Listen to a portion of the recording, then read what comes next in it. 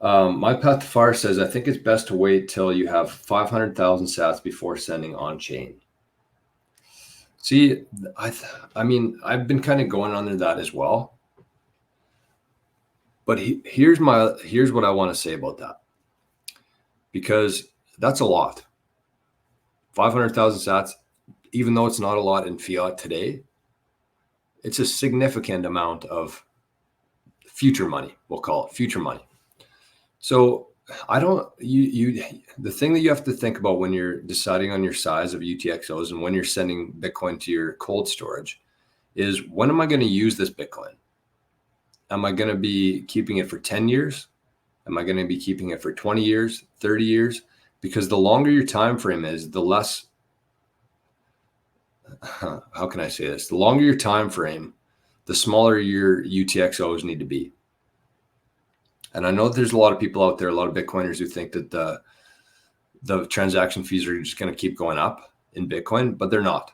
They're going to go up in fiat, but I think they're always going to stay around the 10 to 30 sats per VByte. So think about when you're going to be spending it. Like I said, if it's 10 years, then you probably want your UTXOs to be a little bit bigger.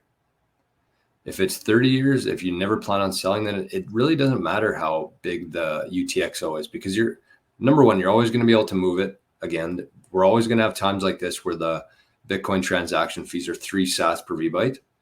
If you have enough patience, if you have a long enough time frame, I don't think the size of your UTXOs is that critical. I really don't, because not only is the purchasing power of those UTXOs going to increase substantially over the next decade, but you're always going to have times where you can consolidate them when there's low fees environment.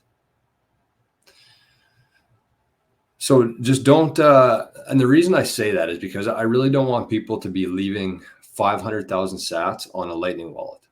I think that that's very irresponsible, honestly. Because think about that. Even if you're comfortable with losing 500,000 sats, $500 today, let's say your wallet of Satoshi gets rugged, or whatever it is, you lose your phone and your Bitcoin was all in the Lightning wallet that was on that phone. In 10 or 15 years from now, that 500,000 sats is going to be more than you can even believe. So don't wait until you have 500,000 sats just to send it to your cold storage. I'd say maybe 100,000. And I know what you're saying, my path to fire. I think that's a pretty, common suggestion around the Bitcoin world. But I really don't think that you need that much of that size to be effective, because the faster you can get into cold storage, the less likely that you are that you're going to spend it, and the better protected it is, the more secure it is. So I think the trade-off's worth it, even if you have to consolidate later, or just save those as like your future UTXOs. Let's say you have a UTXO for 50,000 sats. Hold on to that for 20 years, and you're not going to worry about that you're going to have to pay a 500 sat fee on that. That makes sense? I don't know.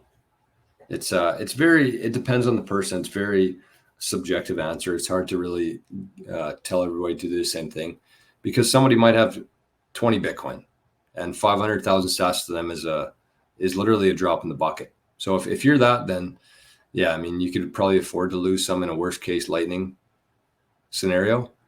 But for the people like me who don't have 20 Bitcoin, I send Bitcoin to cold storage every chance that I get, and worry about it later, consolidate later if needed, or just hang on to those sats long enough that they buy a lot more.